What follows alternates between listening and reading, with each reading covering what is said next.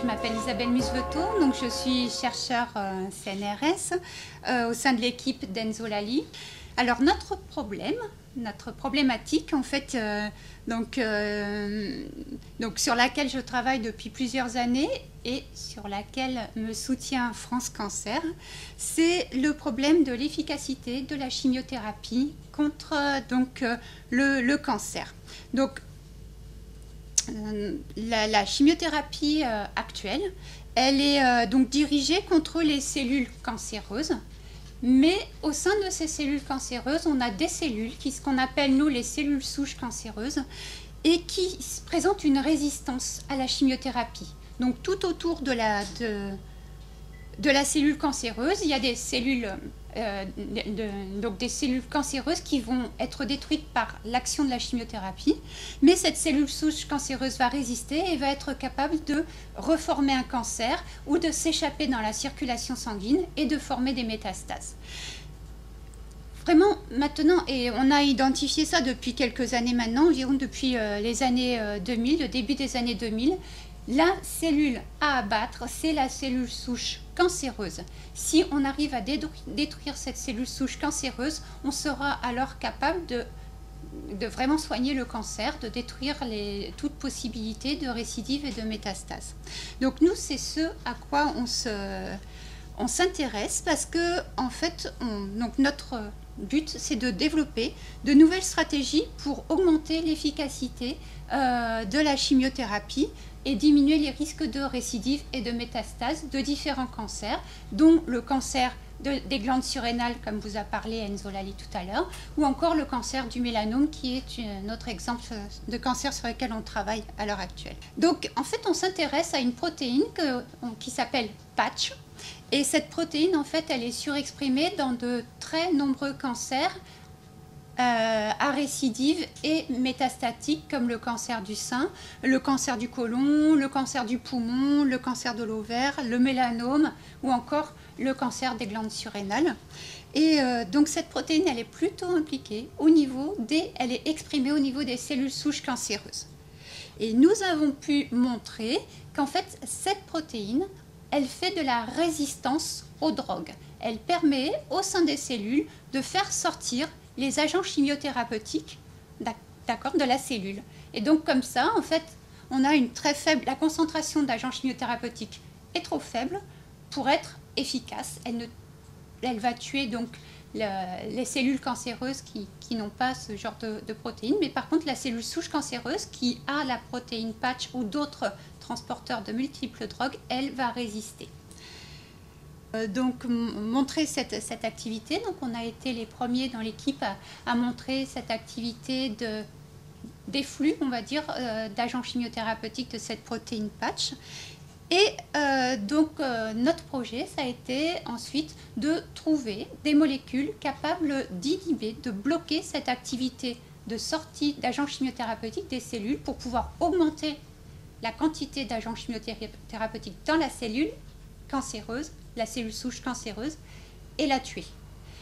Donc, en fait, nous avons testé différentes molécules chimiques contre cette protéine et nous avons travaillé avec des chimistes de l'Institut de chimie de Nice, notamment l'équipe d'Olivier Thomas, qui eux travaillent sur des molécules d'éponges de Méditerranée. Donc ils vont pêcher des éponges en mer Méditerranée et ils regardent l'intérêt thérapeutique des molécules d'éponge. Et nous avons observé qu'en fait 4 molécules d'une éponge de Méditerranée qui s'appelle Aliclona mucosa permettent de réduire la résistance à la chimiothérapie des cellules. Et donc, quand on traite avec une de ces molécules de cette éponge de Méditerranée, on observe qu'on peut garder une accumulation forte d'un agent chimiothérapeutique qui s'appelle la doxorubicine et qui est couramment utilisé dans les traitements de différents cancers. Donc on garde une accumulation forte de cet agent chimiothérapeutique dans les cellules qui va conduire à leur mort. Donc la combinaison en fait de cette molécule d'éponge avec un agent chimiothérapeutique va permettre d'augmenter l'efficacité de l'agent chimiothérapeutique et de tuer la cellule cancéreuse. Et donc ça, on est très content. On a publié avec ça. On a publié plusieurs articles donc, sur cette thématique. On a aussi déposé des brevets au CNRS. Et bien sûr, les projets, c'est d'une part d'optimiser l'efficacité de cette molécule, de la synthétiser et d'optimiser donc ses capacités. Et ça, pour cela, on travaille avec des chimistes médicinaux, soit à la faculté donc, des sciences de Val-Rose, donc à Nice, soit avec une boîte aussi privée qui s'appelle Génochem, ici à Grasse aussi. On va tester ces molécules sur le développement des cancers de la glande surrénale et du mélanome in vivo, donc chez les souris, pour voir si notre molécule est efficace chez la souris.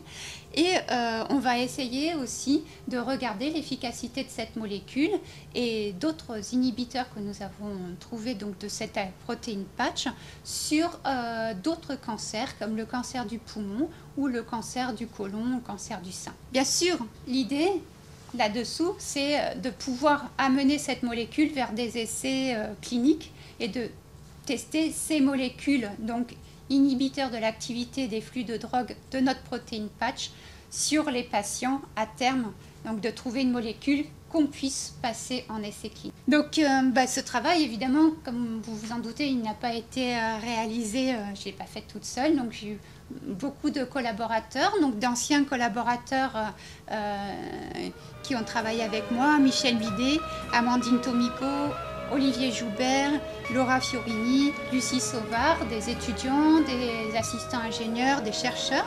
À l'heure actuelle, ce travail est développé ici au laboratoire avec Anida Azanovic, donc je vous ai dit, elle est en thèse, Nelly Durand qui est assistant ingénieur et Carmen Ruggiero qui est chercheur postdoc. Et nous avons de nombreux collaborateurs, que ce soit en France ou à l'étranger, pour travailler.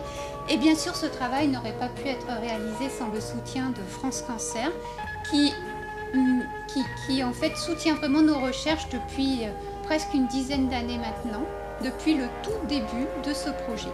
Et donc, c'est vraiment grâce à ce soutien constant que je pense ce projet a pu émerger.